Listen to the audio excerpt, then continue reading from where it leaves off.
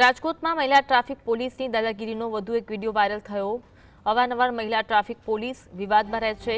Car ચાલકને જાહેરમાં 3 થી 4 લાફા ઝીકી દઈને ગાળો દેવામાં આવી હોય તેવો વિડીયો વાયરલ થયો છે।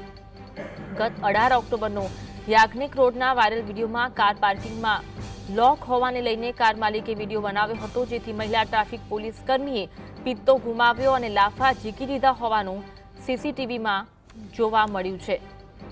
વધુ એક વખત આવો જ કિસ્સો સામે આવ્યો છે। રાજકોટમાં મહિલા ટ્રાફિક પોલીસની દાદાગીરીનો વધુ એક વિડીયો છે તે વાયરલ થયો છે। અગાઉ પણ આવી ઘટના બની હતી। અવારનવાર મહિલા ટ્રાફિક પોલીસ આ રીતની ઘટનાઓથી વિવાદમાં રહેતા હોય છે।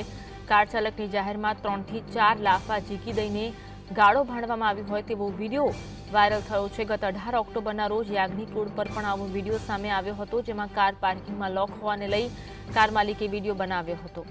આજ અંગે વધુ વાત કરીશું। સમાચાર લખી ફોનલાઈન પર જોડાયા છે। લખી, વધુ એક વિડીયો સામે આવ્યો છે જેમાં મહિલા ટ્રાફિક પોલીસની દાદાગીરી જોવા મળી રહી છે, વિગત જણાવશો? આપને જણાવી દો કે અવારનવાર મહિલા ટ્રાફિક પોલીસ વિવાદમાં રહે છે, ત્યારે વધુ એક વખત મહિલા ટ્રાફિક પોલીસની દાદાગીરીનો વિડીયો છે તે સોશિયલ મીડિયામાં વાયરલ થઈ રહ્યો છે।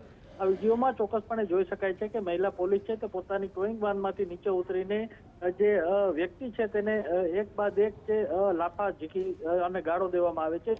18 તારીખે યાજ્ઞિક રોડ ઉપર આ સમગ્ર ઘટના બની છે, જેમાં નો પાર્કિંગમાં લોક અંગે કાર માલિકે વિડીયો બનાવતા મહિલા ટ્રાફિક પોલીસ છે તે પોતે ગુસ્સે થયા હતા અને એકાએક પિત્તો ગુમાવીને મારવામાં આવ્યો હતો ગાડી માલિકને। એટલે ચોક્કસપણે હાલ આ વિડીયો છે તે સોશિયલ મીડિયામાં વાયરલ થઈ રહ્યો છે। ત્યારે હવે પોલીસ છે, અધિકારીઓ છે કે પોલીસ જે સીસીટીવીના આધારે શું કાર્યવાહી કરશે તેના ઉપર સૌ કોઈની નજર છે। જી આભાર લખી માહિતી આપવા માટે।